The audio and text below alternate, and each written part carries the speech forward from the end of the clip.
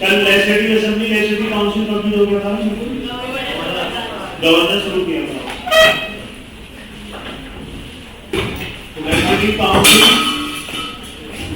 Legislative council किसी भी bill को कितने समय तक रोक सकती है? ऑर्डिनरी बिल है तो 4 महीने स्टार्टिंग फेज में, और अगर मनी बिल है तो मनी बिल, क्या मनी बिल को लेजिस्लेटिव काउंसिल रोक सकती है? नहीं रोक सकती। राज्यसभा रोक सकती थी, राज्यसभा में नहीं, राज्यसभा। अच्छा, और यहाँ स्टेट लेजिस्लेचर में जॉइंट सिटिंग का प्रोविजन है? क्यों नहीं है?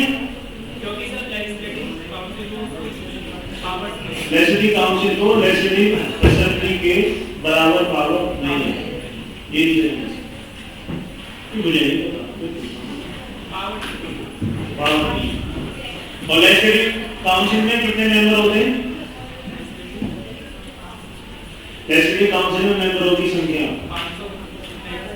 अच्छा काउंसिल में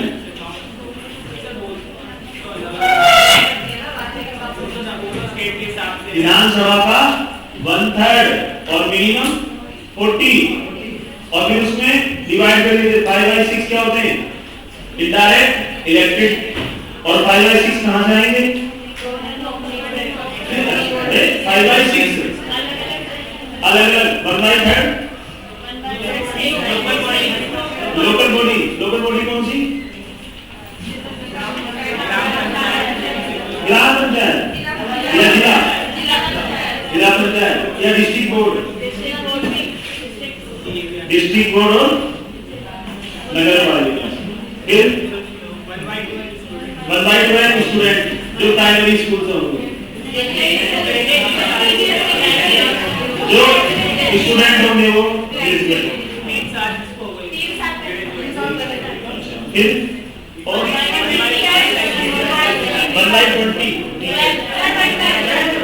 1/20 टीचर होंगे।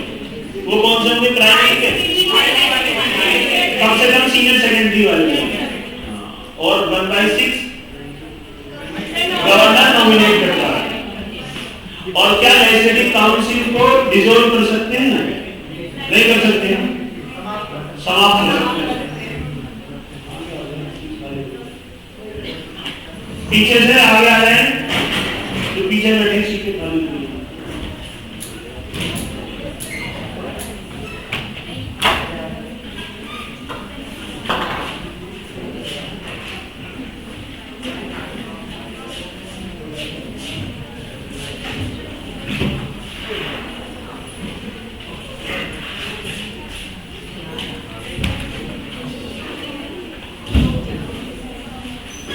इस आर्टिकल में था नई विधान परिषद बनाने को खत्म करने का अधिकार 169 किसको है? संसद को।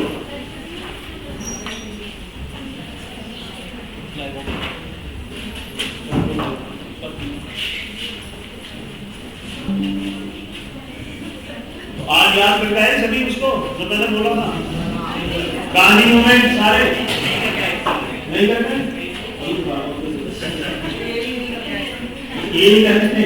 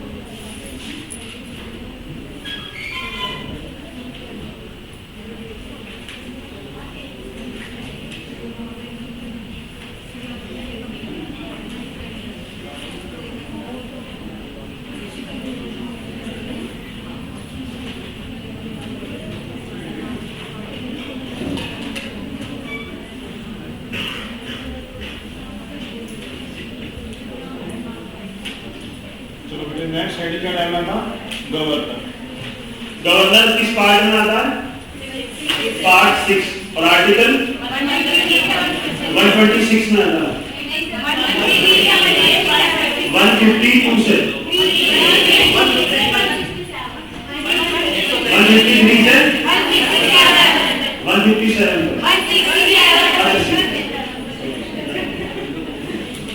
गवर्नर राज्यपाल। और राज्यपाल का पद हमारे संविधान में कहां से लिया गया है? कहां है कनाडा? अमेरिका में? अमेरिका नहीं, नॉर्दर्न अमेरिका में। और चलो यूएसए क्यों कहते हैं? यूएसए किस किस को मिला गया? कौन सा था लास्ट में ऐड हुआ था? सबसे लास्ट में, सबसे लास्ट में एक पैसिफिक ओशन में हवाई द्वीप है ना, हवाई द्वीप जो ओशिनिया का पार्ट है, उस ओशिनिया के लिए ओशिनिया में क्या था? मेलानेशिया, माइक्रोनेशिया, पोलिनेशिया और ऑस्ट्रेलिया, न्यूजीलैंड, 22 कंट्री है। ओशिनिया नहीं पढ़ा?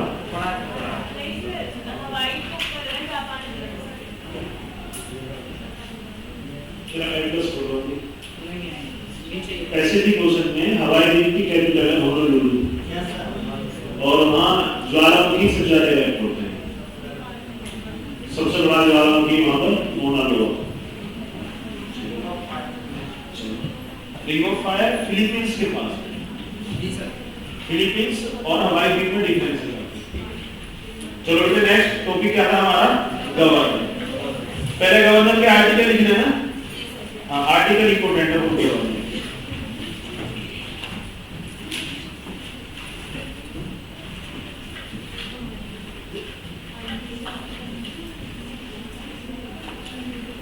और 168 में क्या था आर्टिकल? आर्टिकल 168 स्टेट प्रेसिडेंट में कौन कौन शामिल होते हैं? क्या विधान परिषद कोई लॉबी बनाने का अधिकार है? कोई कानून है विधान परिषद को? हाँ यस। और किसको है कानून बनाने का अधिकार? क्या विधान परिषद अगर राष्ट्रपति को हटाया जाएगा तो इम्पीचमेंट में पार्टिसिपेट करेगा? विधानसभा करेगा? नहीं, विधानसभा भी नहीं करेगा। विधानसभा नहीं करेगा। कोई पुराने यहाँ पे प्रेसिडेंट सिर्फ निर्वाचन में उसमें करेगा, इम्पीचमेंट में नहीं करेगा। इलेक्शन में करेगा। जब उसे हटाया जाएगा तब वो भागेगा। और अगर नए राज्यों का निर्माण हो, फॉर्मेशन ऑफ न्यू स्टेट्स, तब लेजिस्लेटिव काउंसिल से कोई एडवाइस दी जाएगी? उसकी कोई भूमिका नहीं। कोई भूमिका नहीं है, वैसे ही बना दिया वो तो। हाँ मुख्यमंत्री बनने के लिए बना दिया, चुनाव हारने के बाद। और मुख्यमंत्री को क्या कहा गया? सॉरी, गवर्नर को क्या कहा गया बेटे? सोने के पिंजरे में बंद चिड़िया। निवास एक ही बात है। किसने कहा था? सरोजिनी नायडू।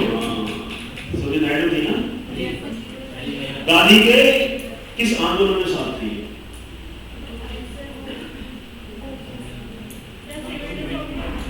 सिविल या राउंड टेबल कॉन्फ्रेंस में थी? सेकंड राउंड टेबल कॉन्फ्रेंस में वुमेन्स को जो लीड करा था वो सरोजिनी नायडू ने किया। सेकंड राउंड टेबल कॉन्फ्रेंस जो भी कांग्रेस तरफ से गांधी जी गए, तीनों अम्बेडकर गए। अभी बहुत पढ़ो थोड़ा सा। एनी बेसेंट भी थी और जो नेशनलिस्ट थे उसकी तरफ से भी मदर मोहन मालवीय। और गांधी पहले गवर्नमेंट सम्मेलन में क्यों नहीं गए थे? जेल में। किस केस में? आज तुम अकेले आए और नहीं आए कोई भी? आज कहाँ के सब निर्भय भी नहीं आए? कल बात नहीं कर सकता अब तो यही गिलास होगी, कोई आराम से एक प्रांतीय संविधान समिति बनी थी जो संविधान बना, तो प्रांतीय प्रोविंशियल कॉन्स्टिट्यूशन जो कमेटी थी उसकी एक रिकमेंडेशन आई थी कि गवर्नर को डायरेक्ट चुना जाए या इनडायरेक्ट या नॉमिनेटेड हो। तो ये प्रश्न पूछा था पीसीएस में। तो सबसे पहले पॉइंट ये नोट करो, जब संविधान सभा बनी थी ना हमारी, संविधान सभा तो पढ़ी होगी, ये तो पढ़ लिया होगा तुमने, कॉन्स्टिट्यूशन अचानक नहीं पढ़ी होगी। शुरू में जो सर क्या पढ़ाए वो तो पढ़ा रहे होंगे, हिस्टोरिकल बैकग्राउंड नहीं पढ़ाएंगे,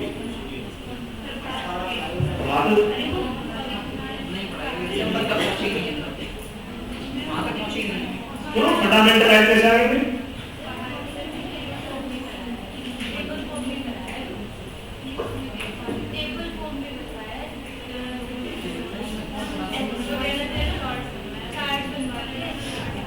स्टार्टिंग का कोई बार हिस्टोरिकल बैकग्राउंड सही से नहीं पढ़ाया, मतलब पॉइंट नोट नहीं करे आपने उसको कुछ नहीं कहा।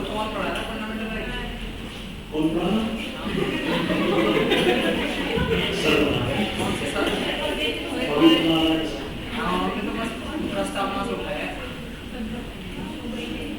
अब फंडामेंटल राइट चले हैं, प्रस्तावना से उठाया उन्होंने, हिस्टोरिकल बैकग्राउंड कुछ नहीं पढ़ा।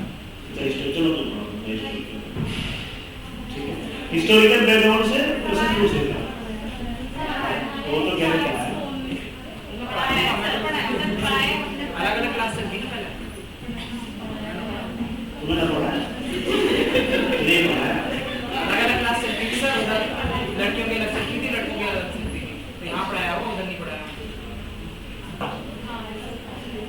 हाँ ऐसा हो सकता है। सर ये तो आगे चले गए थे, सर बोल रहे थे। हाँ सर उन्होंने मैडम आती प्रस्तावना से पढ़ाती थी, उनके बाद ही उन्होंने चालू किया। तो इस मुकदमे को कहाँ लेकर जाएगा? जब मैं कहूँगा पढ़ाऊंगा तो जाना की बात है, जिसने पढ़ लिया ठीक है। वीडियो कॉन्स्टिट्यूशन वीडियो में अच्छा इतिहास, हाँ एंशिएंट इंडिया मिडाइल तो 4-5 क्लास का सवाल है। मिडाइल में थोड़ा तुम्हारा पढ़ने का ज्यादा, उसमें जो आर्ट एंड कल्चर वाला पार्ट में बुक खरीदो, आर्ट एंड कल्चर की एक आर्ट एंड कल्चर की बुक है बढ़िया,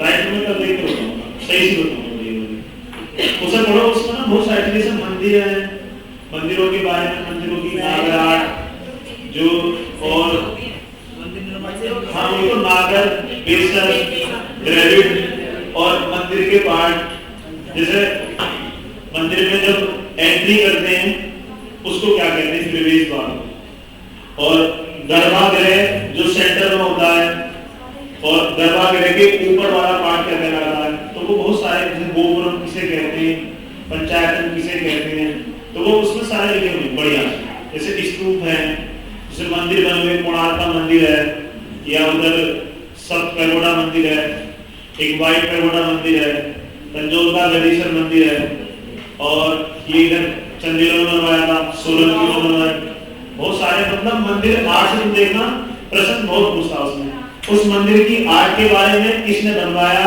मंदिर की क्या विशेषता, तो वो आर्ट एंड कल्चर के गूगल को, बाकी मिडाइल इंडिया को बहुत आसान है। दिल्ली सल्तनत में होता था, मिडाइल में क्या है, कहां से शुरू करेंगे, 712 जब मोहम्मद बिन कासिम का टाइम था, और कहां तक 1526, 3 पार्ट है इसके, एक प्री मिडाइल इंडिया, एक दिल्ली सल्तनत, और फिर मुगल। पोस्ट मुगल वो मॉडर्न इंडिया में इंक्लूड हो जाता है, बस वो है, और उसमें भी 4 बना गए, एक दिन में मुगल खत्म, एक दिन में दिल्ली सल्तनत। थोड़ा सा और पढ़ना है और डीपली, तो तुम्हारे ऊपर डिपेंड है जितना डीपली पढ़ना है। चलो तो एक प्रोविंशियल कॉन्स्टिट्यूशन कमेटी बनी थी, प्रांतीय संविधान समिति, जिसमें क्या कहा गया था कि गवर्नर जनता के द्वारा चुना जाना चाहिए, governor elected by the people. कहां है ऐसा इलेक्शन किसी कंट्री में है? अमेरिका। बिल्कुल, कहां पर? अमेरिका में।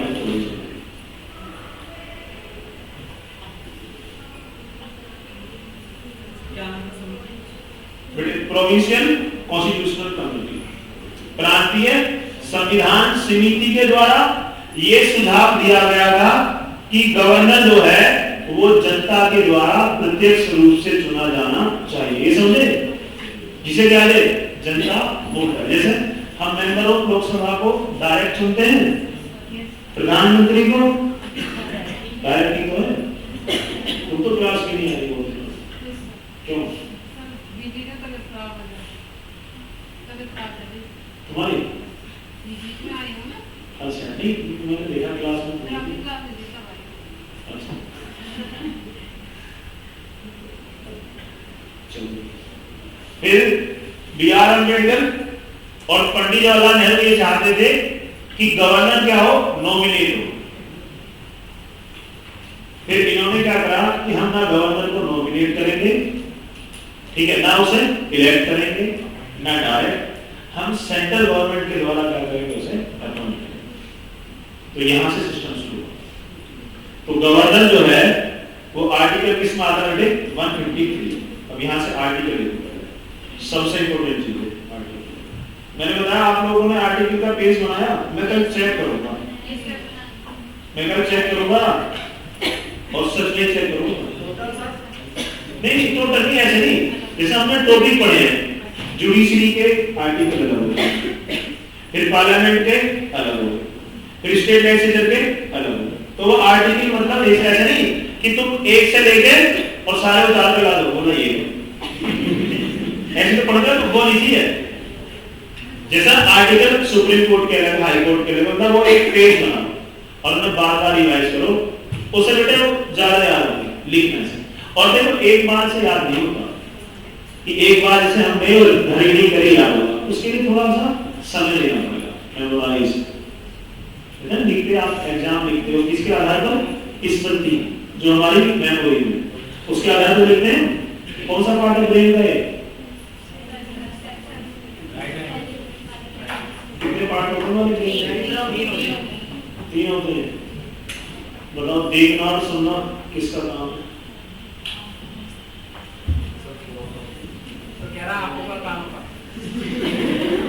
सही कह रहा है। ब्रेन से संबंध आंख और कान का,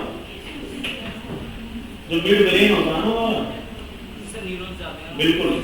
अब जैसे अगर किसी व्यक्ति को सुनाई देगा, ठीक है, अब उसे पता क्या चलेगा? तो वो रिएक्शन से पहचानेगा। यह शब्द तो है। अब मैंने शब्द बोला कि तुम बहुत ही बदतमीज आदमी है, तो एकदम से रिएक्शन बदल गया, एकदम से बोला ऐसे करके, बेटे तुम बहुत ही बढ़िया सुनाई। तो ये कानों में क्या दिया? एक इंफॉर्मेशन दी ब्रेन को। अब कान न्यूट्रल है, गरीब भाई भी कुछ समझ नहीं आ रहा और पता ही नहीं लगा क्या चल रहा। फिर वो लिख को पढ़ना चाह रहा, बोला आगे कहना चाह रहा। तो ये कान और देखना, और ये किसका काम है? मिड ब्रेन का। मिड ब्रेन का। बायो के क्वेश्चन भी आते हैं, जरूर बायो भी पढ़नी पड़ेगी, बहुत सारा पढ़ना पड़ेगा। चलो आर्टिकल 153 में लिखो सबसे।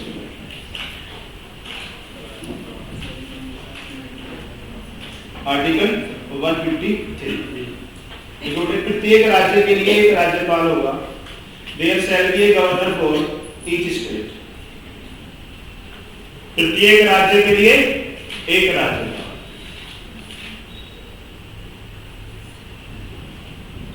बेटा मेरा वाला पंखा चला देगा ना? तुम चला, मेरा भी चलाओ।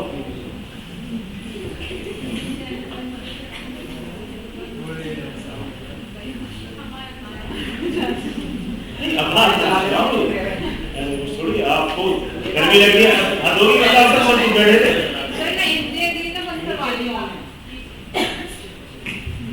मेरा चला दो बस, नहीं चला करना चला। बेटा मैं आपको चला देती हूँ।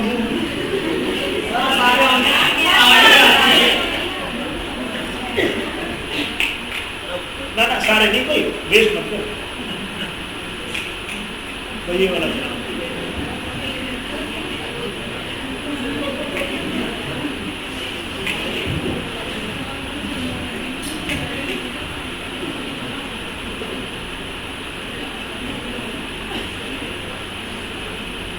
चलो आर्टिकल 153 में क्या कहा गया था एक राज्य के लिए एक राज्यपाल होगा तो क्या इसी आर्टिकल में ये कहा गया है 2 या 2 से अधिक राज्यों के लिए एक राज्यपाल होगा वो किसमें था नहीं आर्टिकल क्या एक राज्य के लिए गवर्नर होगा तो कहा था संविधान में एक प्रोविजन है लेकिन 7th अमेंडमेंट एक्ट 1956 ये संविधान में संशोधन था 7वां संविधान संशोधन अधिनियम 1956 के द्वारा by the 7th amendment act 1956 2 या 2 से अधिक राज्यों का एक गवर्नर हो सकता है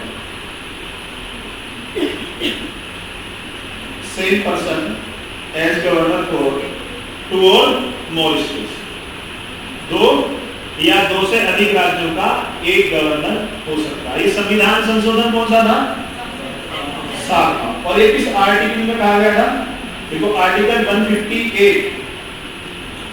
158 का सब आर्टिकल 3A पहले 158 कौन से 2 राज्यों को पहले कौन से ऐसा कुछ नहीं कैसे तो 2 या 2 से अधिक राज्यों का एक गवर्नर हो सकता है ये किस आर्टिकल में कहा गया अगर सब आर्टिकल पूछता है तब 158 का 3rd A है और अगर जनरली पूछता है 156 157 158 तो वहां पर 158 चलिए वैसे कहता है कि आर्टिकल 158 में क्या लिखा हुआ है राज्यपाल की शपथ या राज्यपाल का इस्तीफा या राज्यपाल का अपॉइंटमेंट या 2 या 2 से अधिक राज्यों का एक राज्यपाल होगा क्लियर है सब नेक्स्ट देखोगे आर्टिकल 154 शायद ने पढ़ लिया था बता देना वो आर्टिकल मैंने कटवा के सही कराया था क्या था बेटे उसमें लिखा था राज्य की कार्यपालिका शक्ति एग्जीक्यूटिव पावर ऑफ स्टेट जो था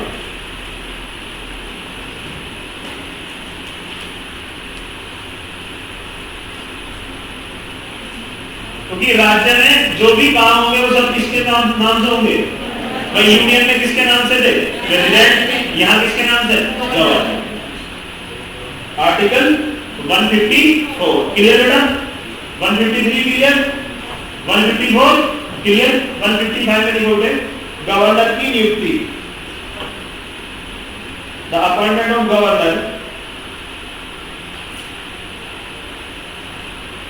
किसके द्वारा प्रेसिडेंट के द्वारा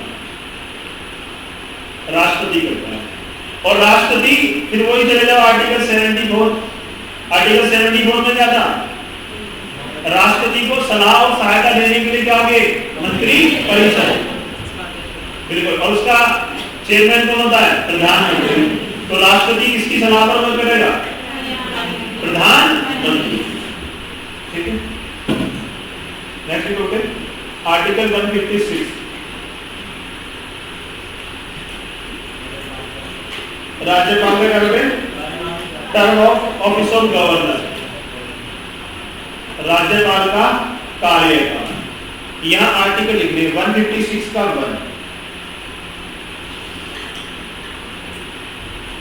1 राज्यपाल किसके प्लेजर में वर्क करता है ये तो मैंने बताया थे एक तो पीएम एक पीएम की काउंसिल ऑफ मिनिस्ट्री एक गवर्नर ऑफ स्टेट और एक एजीआई ये सभी किसके राष्ट्रपति के प्लेजर में वर्क करते हैं इसका प्लेजर का मतलब क्या है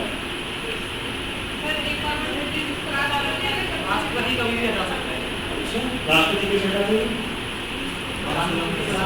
सारी पावर किसके हाथ में थी कैबिनेट मिनिस्ट्री के हाथ तो कैबिनेट मिनिस्ट्री की परमिशन है सब कुछ कैबिनेट ही है सब कुछ तो बेटे प्रेसिडेंट के प्लेजर में कौन कौन वर्क करते थे एक तो पीएम एक पीएम की काउंसिल ऑफ मिनिस्ट्री एक गवर्नर ऑफ स्टेट और एक कौन सा अटॉर्नी जनरल ऑफ इंडिया। अभी एरिया तो शायद तो नए बने हैं। कौन बना है? आर वेंकट रमणी। किस आर्टिकल में आता है? 76। पावर भी इसे कुछ ठीक है। कौन होता है? तो बताया था भारत सरकार का वकील, लीगल एडवाइजर।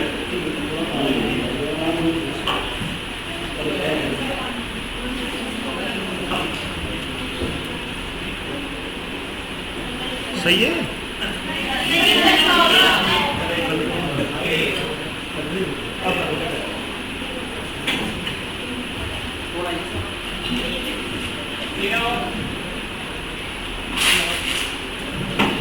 नदी अब की बार जब पैसे नहीं रखे ना ऐसे अच्छा ही बोल के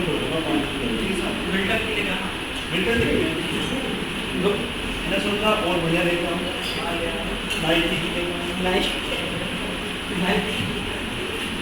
बोतल भी आ गई है।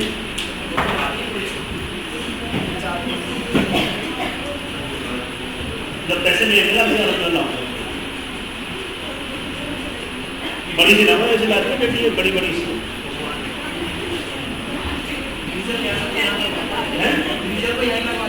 डीजल मिला।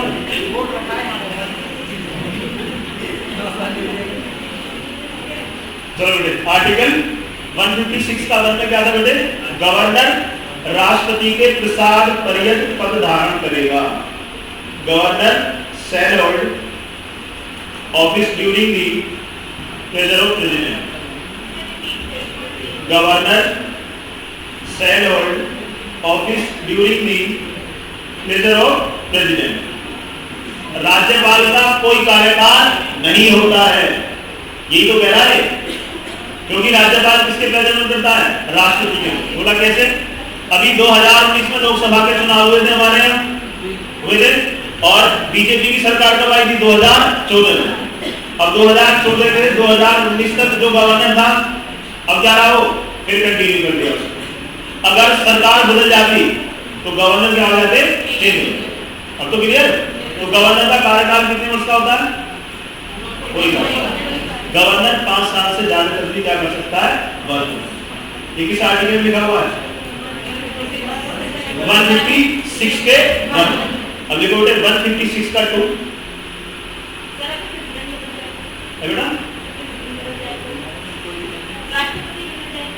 राष्ट्रपति बदल जाए, राष्ट्रपति बदलने से कोई फर्क थोड़ी पड़ा। सरकार बदले तो दिक्कत है। जरूरी है ना सर, सरकार बदलने को राष्ट्रपति वो तो अपनी, आप देखो ये तो एक अंडरस्टूड है। फॉर एग्जाम्पल अगर हमारे स्टेट में अभी कोई नए सीएम बनते, ट्रांसफर नहीं होगा सबको। नहीं, प्रैक्टिकली है।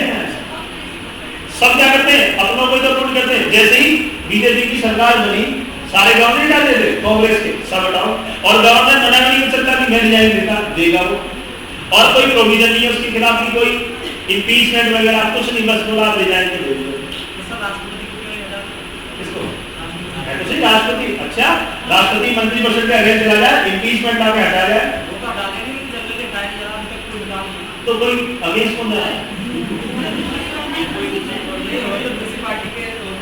नहीं, अरे बिल्कुल ऐसा होगा ही नहीं। अभी तक किसी भी राष्ट्रपति के अगेंस्ट इम्पीचमेंट नहीं लाया, और इम्पीचमेंट सिर्फ प्रेसिडेंट है। डिस्कशन करो, बात बताओ।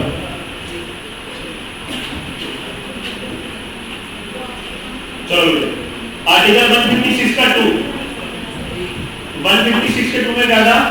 गवर्नर अपना रिजाइन किसको देगा? राष्ट्रपति को देगा।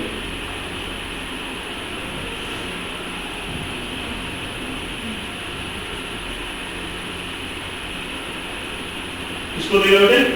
राष्ट्रपति को। गवर्नर अपना रिजाइन। अगर राष्ट्रपति ना हो तो चुप रहना। और ये क्या 12 वर्ष से मुझसे इधर वाले रहे, उपराष्ट्रपति को देगा। अब चुप रहो। और कोई इधर से?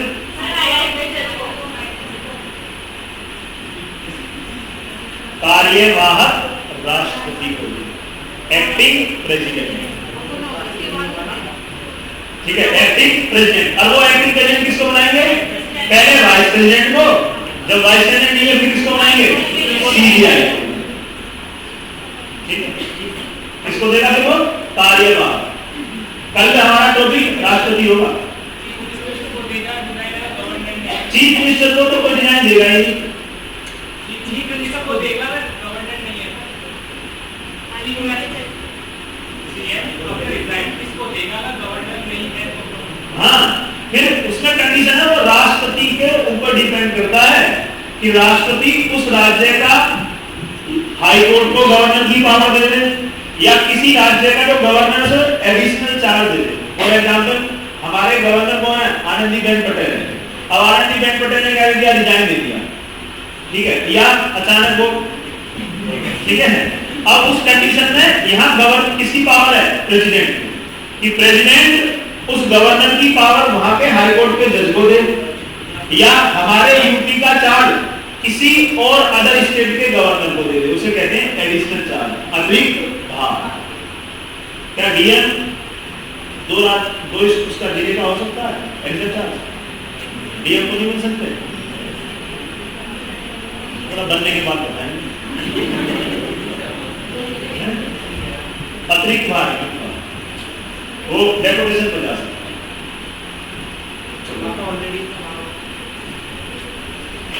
क्लियर?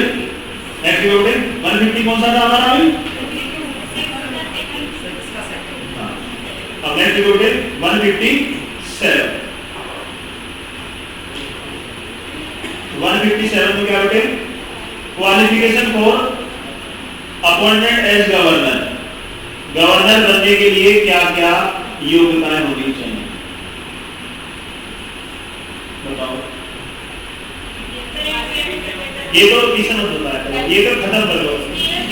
हाँ, ये ना भारत का नागरिक, ये तो खत्म। भारत का नागरिक लाभ का मतलब पागल दिवाली ऐसी खत्म। हाँ, ये तो सबके साथ है। जो मेन चीज बताओ, जो पूछना चाह रहा ये कौन सा लाभ का मतलब बताओ पहले?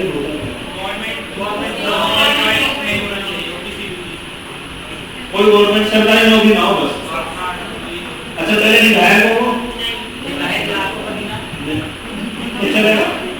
चलेगा नहीं, बट लाभ का पद विधायक बस किसी सरकारी नौकरी। क्या उसका जन्म उसी राज्य में है? ये बताओ। हाँ, ये नहीं। जो व्यक्ति जिस राज्य का गवर्नर बनेगा उसका जो जन्म है, बर्थ सर्टिफिकेट, वो अदर स्टेट का होना चाहिए। ऐसा क्यों? ताकि ठीक उसे कब मिलेगा अधिकार है ना? हाँ, जब प्रेसिडेंट रूल लगेगा ना, तब सारी पावर किसके हाथ में आएगी? गवर्नर के हाथ में। तब करेगा वो पार्षद बोला, ये तो अपना ही है। इसलिए गवर्नर को कभी देखो, आनंदीबेन पटेल कहां से? ये गुजरात की पहली सीएम थी, गुजरात की पहली महिला सीएम। उन्होंने कहां से बनाया? यहाँ। पहले कौन थे? वो महाराष्ट्र थे, राम नाईक को कहां से थे? महाराष्ट्र। तो कोई भी गवर्नर जो है उस राज्य का मूल निवासी ना। क्लियर? ये एक सबसे इंपॉर्टेंट चीज है। एज का तो बताइए कितनी? 35 अधिकतम। और गवर्नर अपना इस्तीफा किस एज में देगा? इधर वाले 20 वाले लोग बताएंगे, पीछे से तो बताया करो बेटे। गवर्नर अपना इस्तीफा किस एज में देगा? 60, 62, 65, 99। पीछे वाले, तुम पीछे वाले लोग तो बेटा बताओ। 60, 62, 65 या 99? तो मुस्कुराहट जवाब थोड़ी है। तो गवर्नर के रिटायरमेंट की कोई एज नहीं होती। ठीक है, नेक्स्ट बेटे कौन सा है? 157। 158 लिखो बेटे। 158 में क्या बेटे? Condition of governor office. राज्यपाल पद के लिए क्या क्या शर्तें होनी चाहिए? कंडीशंस। गवर्नर की सांस का मेंबर होगा, गवर्नर विधानसभा का मेंबर बनने की एलिजिबिलिटी रखता है? एलिजिबिलिटी रखता होगा या विधानसभा या विधान परिषद का मेंबर होगा? 158 के बंद में गवर्नर किसी भी हाउस का मेंबर नहीं होगा।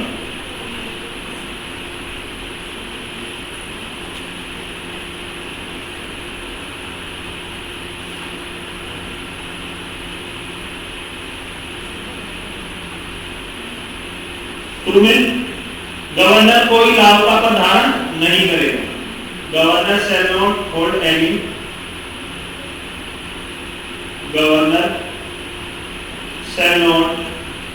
Other office of profit.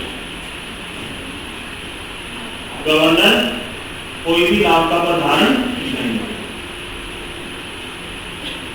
Third में बताया था क्या था अभी? 2 या 2 से अधिक राज्यों का एक गवर्नर। ये थर्ड में क्या था? वो किराए का मकान जो है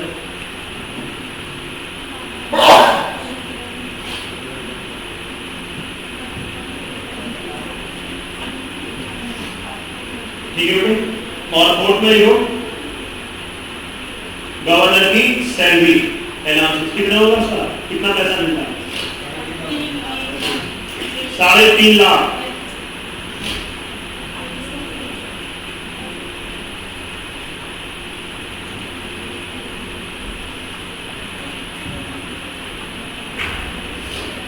आर्टिकल 159 में लिखो बेटे गवर्नर को ओथ। 2 में नहीं 4 में सैलरी 3.5 लाख। आर्टिकल 158 में आता सारा। शपथ कौन दिलाता था बेटे? सीनियर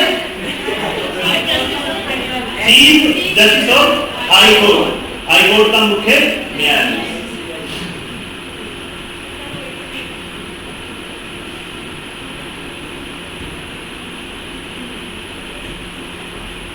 हाईकोर्ट का मुख्य न्यायाधीश।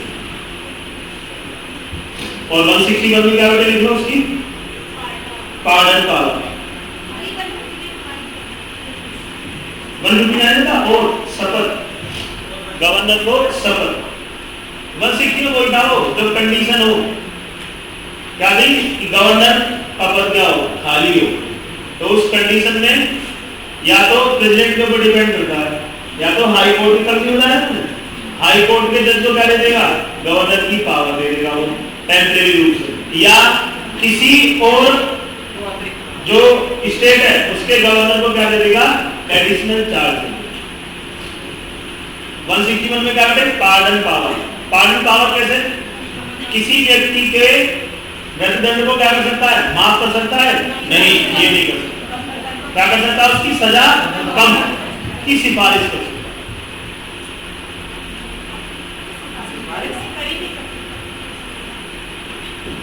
कम की सिफारिश कर सकता है, कम खुद से कर सकता है। जो मृत्युदंड है उसे क्या कर सकता है? उसकी सिफारिश कर सकता है माफ करने की, और सजा को क्या कर सकता है? कम। लेकिन अभी किसी गवर्नर ने कोई माफ कर दिया, देखिए उसे लिखा नहीं रहा, क्योंकि वो जो बुक है वो चुनो चटनी है, और चुनो चटनी में जो ऑथेंटिक नहीं है, इसलिए देने कभी गड़बड़ हो जाए। 163 हमने पढ़ाया था, क्या था? 163 बताओ। गवर्नर को सलाह और सहायता देने के लिए क्या होगी? एक मंत्री परिषद होगी। अब बेटे गवर्नर की पावर, गवर्नर की क्या पावर? देखो सबसे ज्यादा क्वेश्चन आता है गवर्नर में 2 आर्टिकल, एक आर्टिकल 200 और एक आर्टिकल 201, सबसे ज्यादा आते हैं। आर्टिकल 200 में बताऊंगा, अभी पहले बताया था इसके बारे में। आर्टिकल 200 बहुत पूछता है। 200 में क्या है? गवर्नर जब किसी बिल पर क्या देता है? परमिशन देता है। क्या देगा? परमिशन। और 201 में क्या हो? गवर्नर उस बिल को क्या रखता है? रिजर्व। किसके लिए? प्रेसिडेंट। तो 200 में तो क्या? बिल पर परमिशन देना, और 201 में क्या था? रिजर्व रखना। किसके लिए? राष्ट्रपति। बोला ये मेरे अधिकार क्षेत्र में नहीं है। ये मैंने किसके लिए रख दिया? राष्ट्रपति के लिए क्या रख दिया? और 202 में क्या बेटे? स्टेट बजट के बारे में ये सब सारे प्रश्न पूछे। कौन सा? State budget. और यूनियन बजट किसमें था? 1-2 में क्या लिखा था उसमें? Annual financial year statement. और इलेक्शन ईयर कौन सा बजट पेश होता है? एंट्री बजट होता है। ठीक है बेटे। गवर्नर की पावर, गवर्नर को 4 पावर है।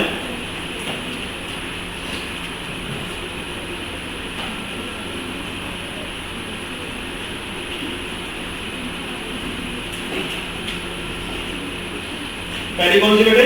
Executive power, executive power.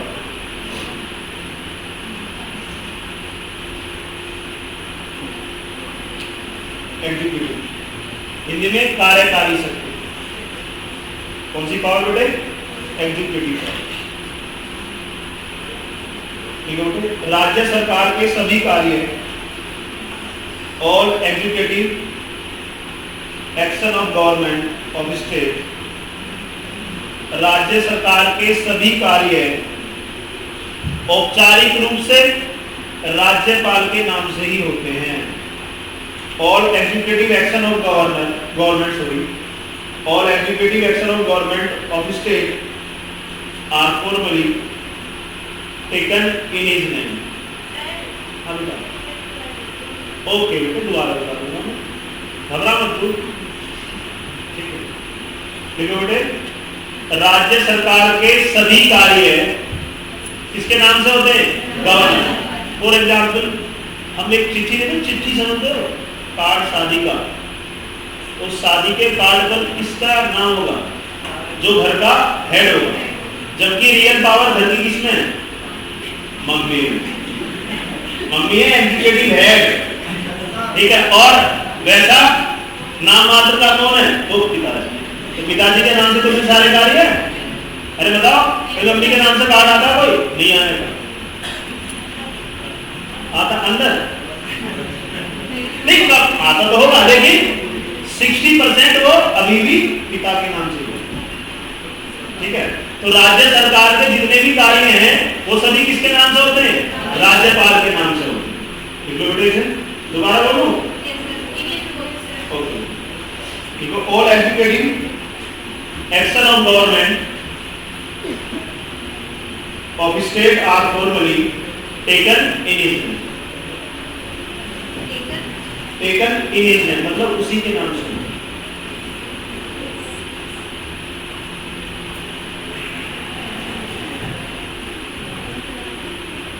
ठीक है। ये बहुत इंपॉर्टेंट है। आर्टिकल 164 लिखा था हमने। क्या लिखा था 164 में? जो लिखा है? अरे क्या बात कर रहे हो? लिखा 164 जब मुख्यमंत्री अकाउंट में लिखा था, क्या बात कह रहे हो? किसने लिखा है 164? मुख्यमंत्री और मुख्यमंत्री की मंत्री परिषद की नियुक्ति कौन करता है? गवर्नर करता है। लिखा है? नहीं लिखा था? नहीं लिखा है? अरे कुछ मना करते हैं, कुछ मैं रिकॉर्डिंग दिखा दूंगा इसमें भी। लिखा था ना? देख लो आर्टिकल 164 में क्या था? CM and council of ministry appointed by the क्या? गवर्नर।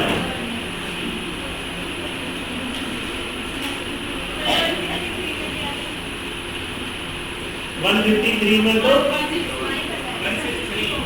163 में था बेटे, गवर्नर को एड एंड एडवाइस के लिए क्या होगी? काउंसिल ऑफ मिनिस्ट्री होगी। और 164 में क्या होगा? सीएम। अगर वो कहता है स्टेट काउंसिल ऑफ मिनिस्ट्री किस आर्टिकल में? 163 में। और यूनियन काउंसिल ऑफ मिनिस्ट्री किसमें है? वो 74। ये दोनों का डिफरेंस। अब बेटे गवर्नर को पावर है वेलफेयर मिनिस्टर की। देखो बेटे इसमें देखो, राज्यपाल छत्तीसगढ़, अभी एग्जीक्यूटिव पावर लिखे, पहले हिंदी में लिखो छत्तीसगढ़। अरे लिखो तो सही, छत्तीसगढ़, झारखंड, मध्य प्रदेश, और उड़ीसा के लिए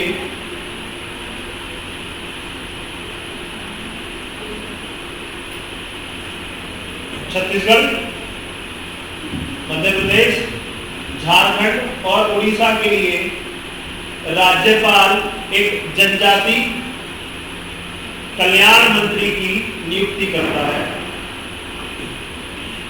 या क्या करता, या उनके लिए क्या होगा, वो कल्याण मंत्री भी खुद ही बन सकता है। ठीक है बेटे। ट्राइबल वेलफेयर मिनिस्टर, गवर्नर क्या बेटे, governor tribal welfare minister in state of Chhattisgarh,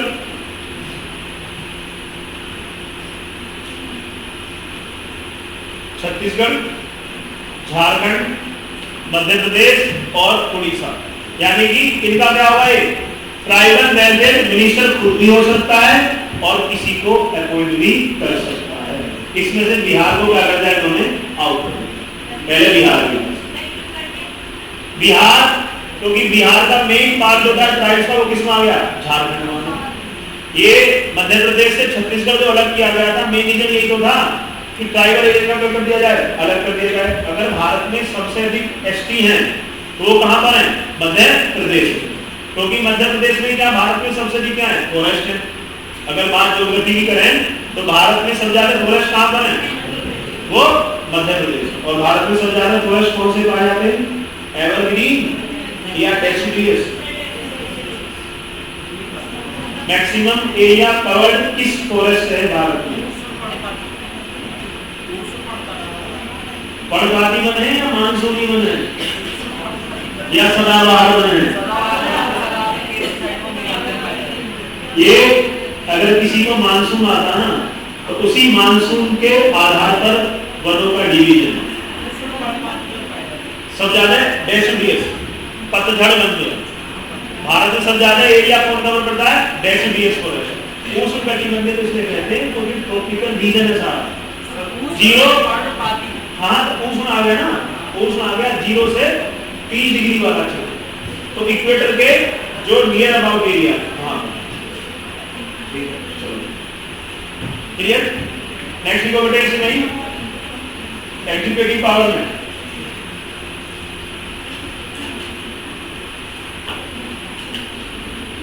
article 165, article 165 में क्या बेटे लिख लो, advocate general of state appointed by governor.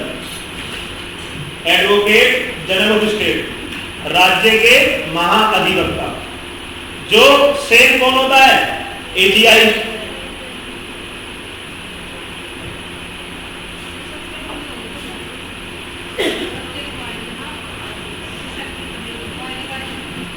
उसी में ही तो आता है।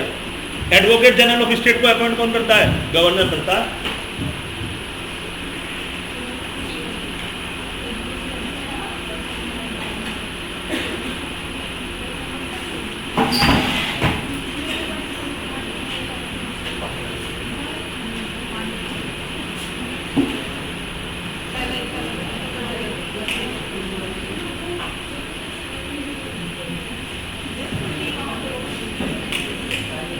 एक तो होता है बेटे एजीआई, एजीआई, और एक होता है बेटे advocate general of state, AGS. तो ये याद रखना, एस से मतलब स्टेट और आई से मतलब इंडिया। ये राज्य का हाईएस्ट लॉ ऑफिसर होता है। Highest law officer of state कौन होता है, एजीएस। और भारत का सबसे बड़ा ये एजीआई। ये आर्टिकल किस में आता है, 76, और ये आर्टिकल 165। इसे बनने के लिए क्या क्वालिफिकेशन है, इसे बनने के लिए वही क्वालिफिकेशन है जो सुप्रीम कोर्ट के जज की है। क्या है सुप्रीम कोर्ट के जज की, इधर वाले बताएंगे। सुप्रीम कोर्ट का जज बनने के लिए क्या क्या योग्यता होनी जरूरी है, इधर वाले तो बताओ, बताओ भाई। न्यायपालिका तो पढ़ा बेटा। पहला, उसे 5 वर्ष का अनुभव हो एज ए जज,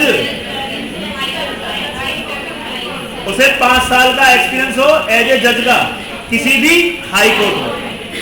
या उसे 10 year experience as a advocate किसी भी हाई कोर्ट या किसी भी कोर्ट में, किसी भी कोर्ट में। और तीसरा, वो राष्ट्रपति की नजर में क्या हो, कानून का ज्ञाता हो। अभी तक जो तीसरी कंडीशन वाला व्यक्ति है इसको सुप्रीम कोर्ट में जज नहीं बनाया। और इसे बनने के लिए सेम जो हाई कोर्ट के जज की होती है। तो हाई कोर्ट का जज बनने के लिए क्या क्वालिफिकेशन है, उसे 10 ईयर एक्सपीरियंस एज ए जज कहां पर, लोअर कोर्ट, या 10 year experience as a advocate, वो सुप्रीम कोर्ट को छोड़कर किसी भी कोर्ट। अब मेन इंपॉर्टेंट क्वेश्चन क्या है, भारत का महान्यायवादी संसद के किसी भी सदन में पार्टिसिपेट कर सकता है, बल्कि उसे राइट टू वोट नहीं है। आर्टिकल बताओ। एडवोकेट जनरल ऑफ स्टेट राज्य के किसी भी हाउस में पार्टिसिपेट कर सकता है, लेकिन राइट टू वोट नहीं है।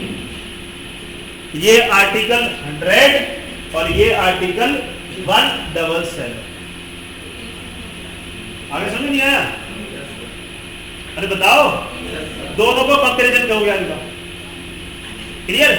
ये आर्टिकल 100 में क्या कर सकता है, पार्लियामेंट के किसी भी हाउस में क्या कर सकता है, पार्टिसिपेट कर सकता है, लेकिन राइट टू वोट नहीं है। और ये राज्य के किसी भी सदन में भाग ले सकता है, लेकिन राइट टू वोट नहीं है। क्यों है ऐसा? क्योंकि ये दोनों किसी भी हाउस के मेंबर नहीं होते। क्लियर? बिल्कुल, किसी मुकदमे की सुनवाई कर सकता है।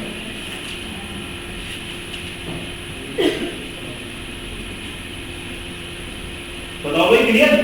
तो आर्टिकल 177, तो 177 में क्या है, राज्य का महाधिवक्ता advocate general of state state के किसी भी हाउस में पार्टिसिपेट कर सकता है, लेकिन वोट देने का अधिकार नहीं है।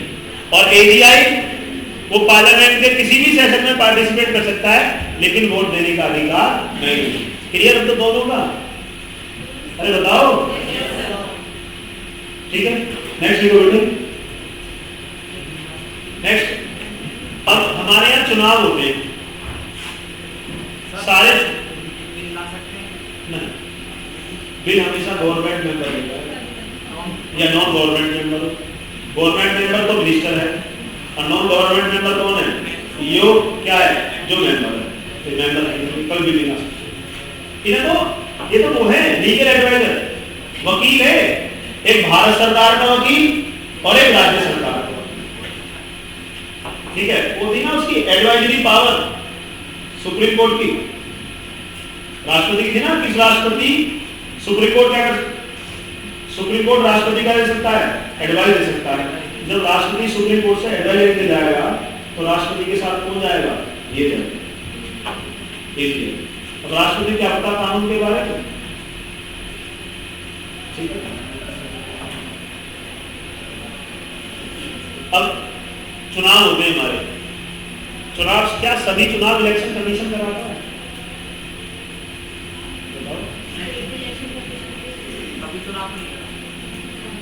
State election commission, state election commission तो कोई बड़ी नहीं है। और चलो ये बताओ, जो राष्ट्रपति का चुनाव है, उपराष्ट्रपति का चुनाव है, प्रधानमंत्री है, मुख्यमंत्री है, एमपीज है, एमएलए है, इन सबका इलेक्शन कौन कराता है? Election commission. और जो लोकल गवर्नमेंट है, लोकल गवर्नमेंट का कौन कराता है? State election commissioner. Commissioner, state commission नहीं है, स्टेट इलेक्शन कमिश्नर को अपॉइंट कौन करता है? Governor. State election commissioner appointed by governor.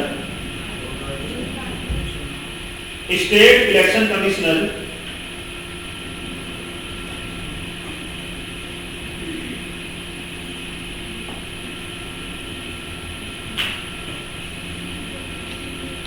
कौन करता है? गवर्नर अपॉइंट करता है। अब ये स्टेट इलेक्शन कमिश्नर ये कराता है लोकल गवर्नमेंट के चुनाव।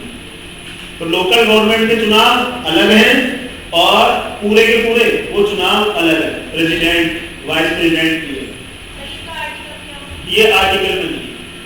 अब स्टेट का, हर स्टेट का अपना अलग हो गया ना, तो इन्हें एग्जीक्यूटिव पावर है इनमें से। कोई क्वालिफिकेशन है बेटा, क्वालिफिकेशन सारे आईएएस अधिकारी हैं ना, सब आईएएस। एजीआई की मतलब आईएएस एजीआई आईएएस में होगा।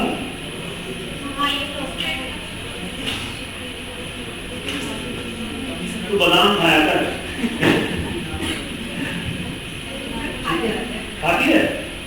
अच्छा, दिखता तो नहीं। चलो, अब वो कहता है इसे हटाने का अधिकार किसको है? स्टेट इलेक्शन कमिश्नर को उसी तरीके से हटाया जाता है जैसे जज ऑफ हाई कोर्ट को। कैसे हटाता है बेटे? जैसे जज ऑफ हाई कोर्ट को हटाया जाता है। The state election commissioner can be removed only in like manner. जज ऑफ हाई कोर्ट, और जज ऑफ हाई कोर्ट कैसे हटाया जाता है?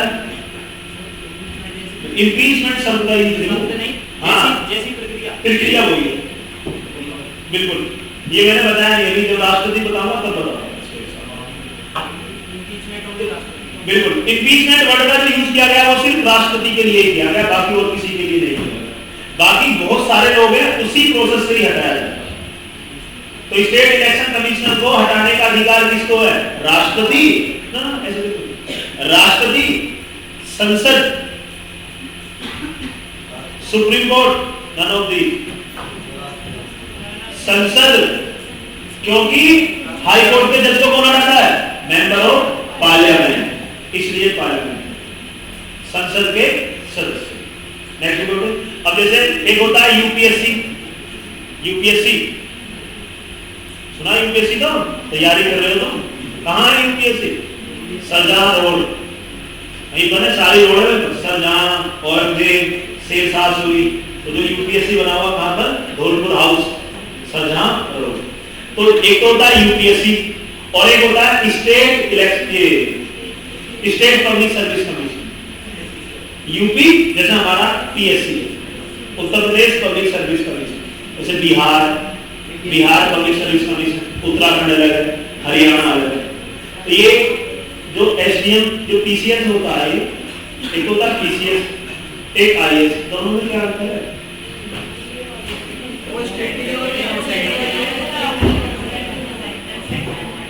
अंतर बताओ।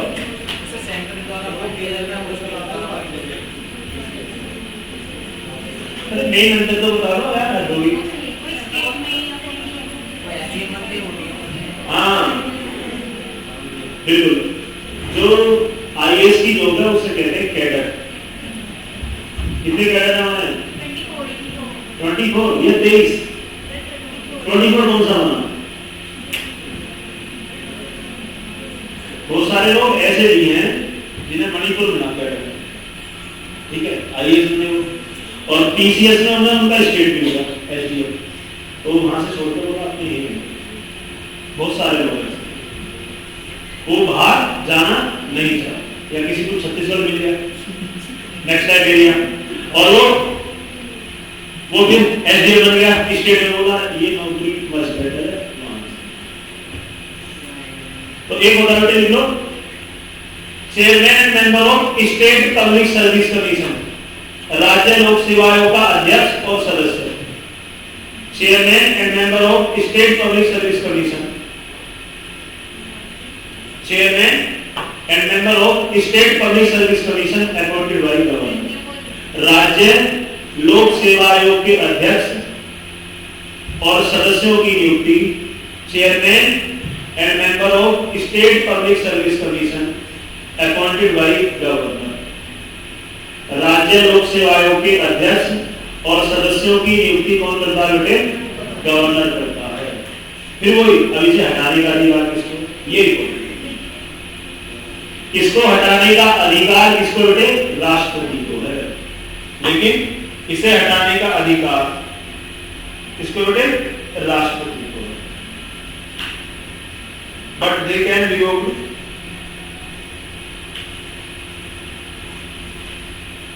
Only by the president, not by a governor. लेकिन इसे हटाने का अधिकार किसको बेटे? किसको है? राष्ट्रपति को है, दैट इज गवर्नर। क्लियर? फिर तुमने देखा होगा यूनिवर्सिटी में जब भी कोई प्रोग्राम होता है तो कौन आता है? गवर्नर आता है। कौन आता है? गवर्नर। हमें दीक्षांत समारोह होता है, डिग्री होती है ना, उसमें भी कौन आता है? गवर्नर। तो गवर्नर जितने भी स्टेट यूनिवर्सिटी हैं उसका क्या होता है? चांसलर। दिल्ली यूनिवर्सिटी कौन होगा? Vice president. वहां प्रोविजन है दिल्ली यूनिवर्सिटी का जो चांसलर होगा वो कौन होगा? भारत का उपराष्ट्रपति। नेक्स्ट, यह मतलब कौन? गवर्नर। राज्यपाल राज्य के विश्वविद्यालयों का क्या होता है बेटे? कुलाधिपति होता है। He acts as the chancellor of university in the states.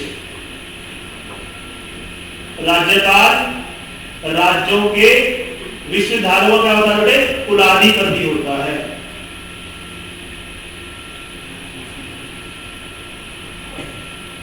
He acts as the chancellor of university in the states.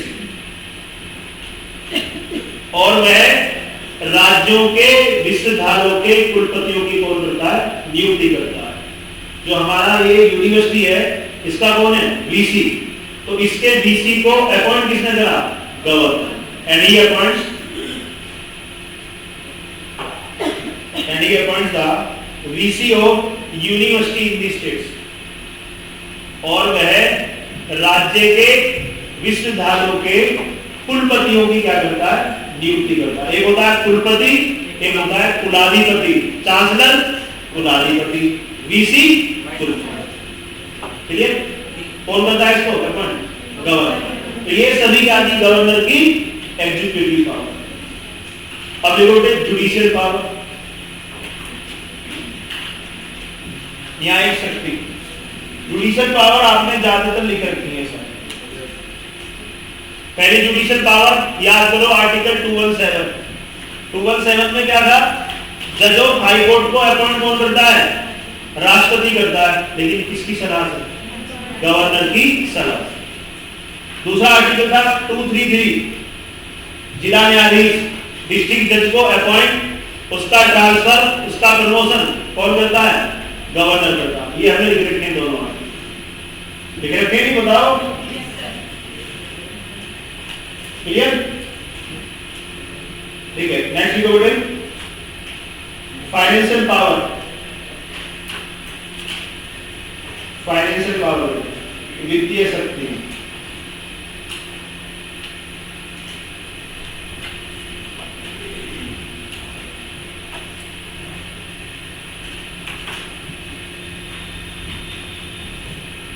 Financial power बोलते हैं तो बेटे बजट के बारे में लिखो। किस आर्टिकल में बजट?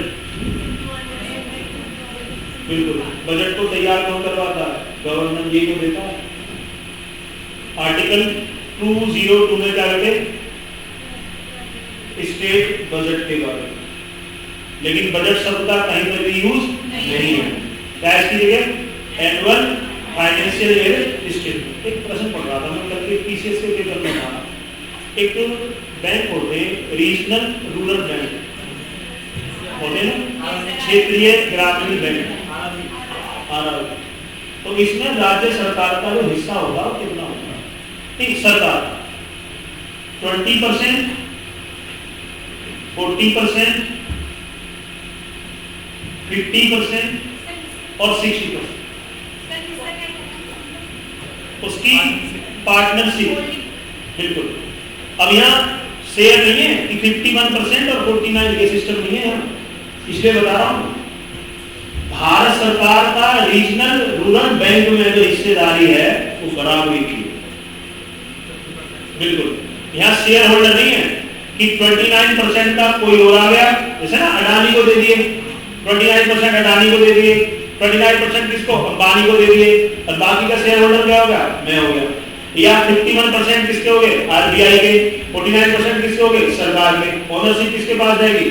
आरबीआई के पास। या सरकार ले ओनरशिप 51% हमारे पास। तो यहाँ कितनी है? 50% हिस्सेदारी है। तो बजट समझ आया कौन से आर्टिकल में था? आर्टिकल 202। और नेक्स्ट वीडियो कौन सी पावर बच गई?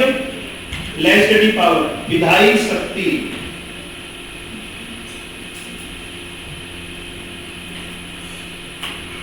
विधायी शक्ति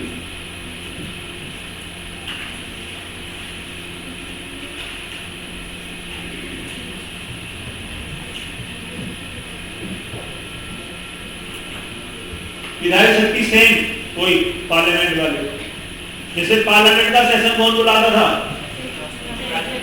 राष्ट्रपति बुलाता ना, ऐसे कौन बुलाता है? गवर्नर। विधानसभा का डिजोल्व करने का अधिकार किसको है? गवर्नर। वहां किसको था? किसको था? राष्ट्रपति। जब लोकसभा स्पीकर और डिप्टी स्पीकर दोनों का पद खाली हो, विधानसभा स्पीकर और विधानसभा का डिप्टी स्पीकर, तो क्या बनाया गया? अभी प्रोटोम स्पीकर। वहां भी कौन था? प्रोटोम स्पीकर। यहाँ भी प्रोटोम स्पीकर है, कहां पर? राज्य में भी, और वहां पर भी था प्रोटोम स्पीकर। सारी पावर वही, बस एक भी लिख लो, कौन सा?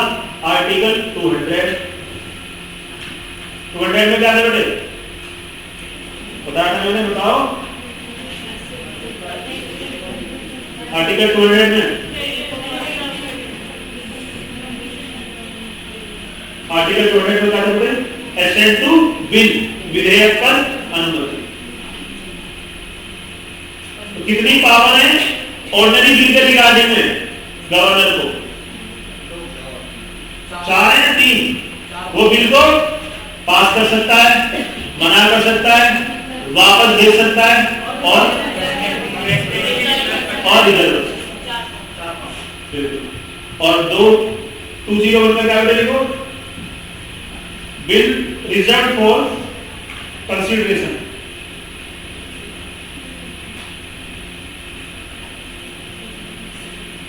क्या कर सकता है वो?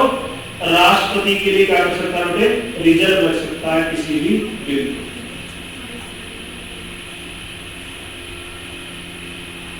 जिस तरीके से वहां पर मनी बिल था आर्टिकल 110 में, यहां लिख लो बेटे आर्टिकल 199 में क्या बेटे? Money bill. और वहां था मनी बिल किसमें इंट्रोड्यूस होगा? और यहां किसमें होगा? विधान परिषद। बिल्कुल सेम उसी की।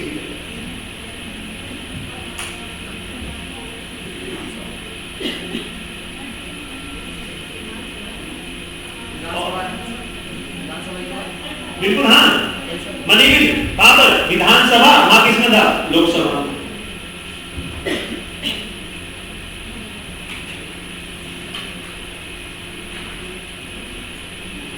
ठीक है। क्या गवर्नर को आर्टिकल 14 का गवर्नर के साथ उल्लंघन है? कानून सभी के लिए एक है, यह सही बात है। यहाँ चैलेंज है गवर्नर और प्रेसिडेंट। बिल्कुल आर्टिकल 361 में गवर्नर को अरेस्ट नहीं कर सकते। आर्टिकल बेटे 361 में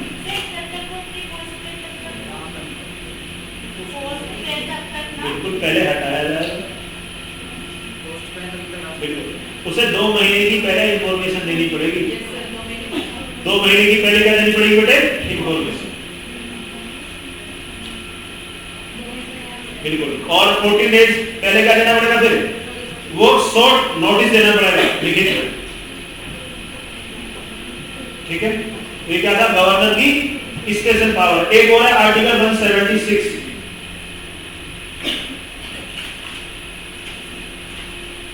स्पेशल एड्रेस बाय गवर्नर, राज्यपाल का विशेष अभिभाषण।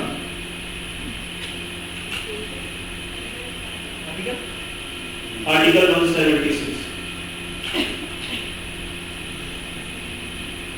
ठीक है, इसे समझो आसान है। पार्लियामेंट का पहला सेशन कौन बुलाता था? राष्ट्रपति। विधानसभा का पहला सेशन कौन बुलाता है? पहला सेशन इलेक्शन के बाद।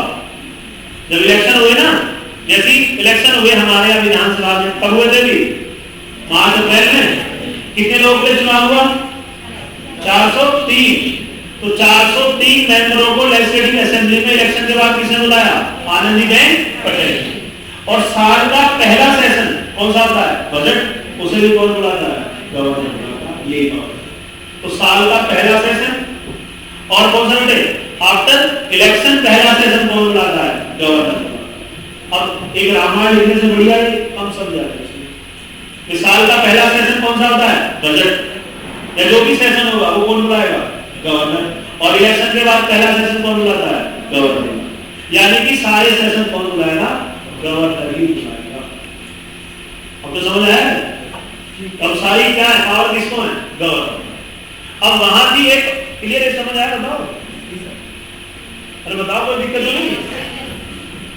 अब ऑर्डिनेंस पावर थी, राष्ट्रपति की क्या थी? Ordinance power. आर्टिकल 123 था। तो ऑर्डिनेंस पावर में क्या था? जब पार्लियामेंट का कोई सेशन ना चल रहा हो तो राष्ट्रपति ऑर्डिनेंस जारी कर सकता है। अब हमारे सेशन मान लिया अचानक से कोई लॉ बनाना पड़ जाए, तो हमारे सेशन होते हैं बजट सेशन, मानसून और विंटर। बजट कब से कब होता है? फरवरी से मार्च, यानी कि जनवरी का महीना था। फिर उसके बाद मानसून। मानसून कब होता है बेटे? जुलाई से सितंबर। कौन सा महीना खाली? ये जून। और फिर विंटर सेशन होता है नवंबर से दिसंबर। तो कौन सा खाली? अक्टूबर। तो जनवरी, जून और अक्टूबर में कोई भी सेशन नहीं चलता। अब अचानक कोई लॉ बनाना पड़ गया, कोई कानून, तो उसके लिए राष्ट्रपति क्या जारी करेगा? ऑर्डिनेंस। जो 3 एग्रीकल्चर बिल थे ये बाई ऑर्डिनेंस के थ्रू ही पास हुए। सेम वही पावर किसको है? गवर्नर। आर्टिकल 213। तो ऑर्डिनेंस पावर ऑफ गवर्नर किसमें बेटे? आर्टिकल 213, बिल्कुल सेम उसी की तरह। और ऑर्डिनेंस को पास कितने दिन के अंदर होना जरूरी है? 6 वीक या 6 मंथ? 6 वीक, 6 सप्ताह के अंदर ऑर्डिनेंस बिल पास होना जरूरी है।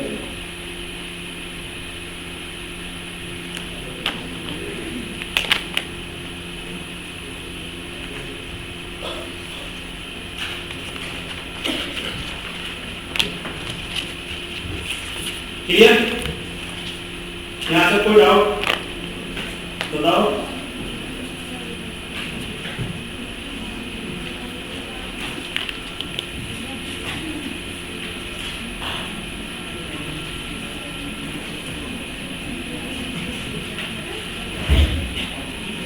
और एक बटे राष्ट्रपति शासन, ये इंपॉर्टेंट है।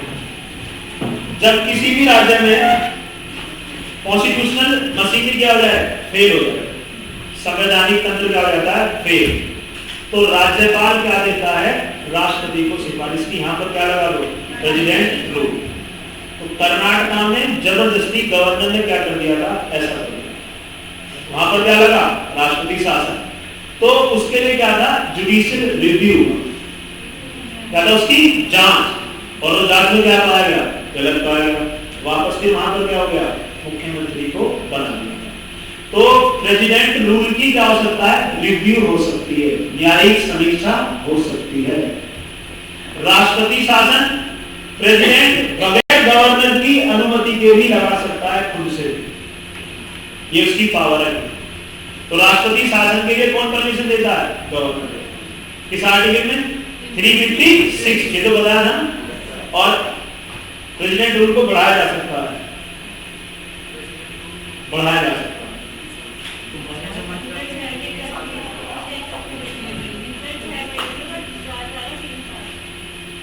ज्यादा 3 साल। सबसे पहले कहां लगा था राष्ट्रपति शासन? पंजाब। क्लियर? समझ आया? तो संवैधानिक तंत्र कॉन्स्टिट्यूशनल मशीनरी के फेल होने पर क्या लगा सकता है?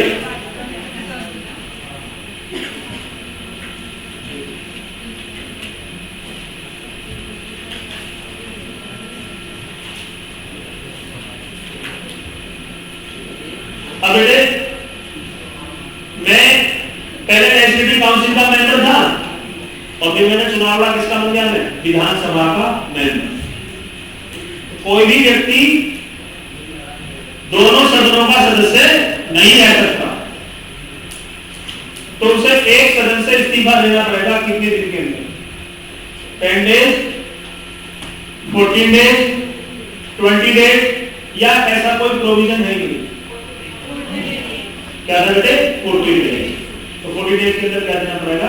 रिजाइन देना पड़ेगा, वरना विधानसभा स्पीकर या विधान परिषद स्पीकर अपने